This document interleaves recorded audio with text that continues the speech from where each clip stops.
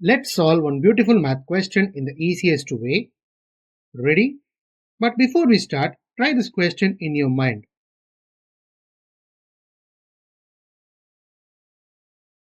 Got it? Now what's the easiest method to solve it so that you will never lose here again? We have given 22 plus 8 divided by 4 into 5. To solve this, we have to use BODMAS rule, that is brackets, operations, divide, multiplication, addition and subtraction rule.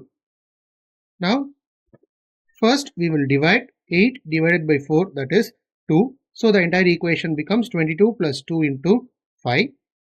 Then as per the rule we have to do multiplication. So 5 into 2 is 10. So the equation becomes 22 plus 10, which is nothing but 32. Therefore the solution of this problem is 32.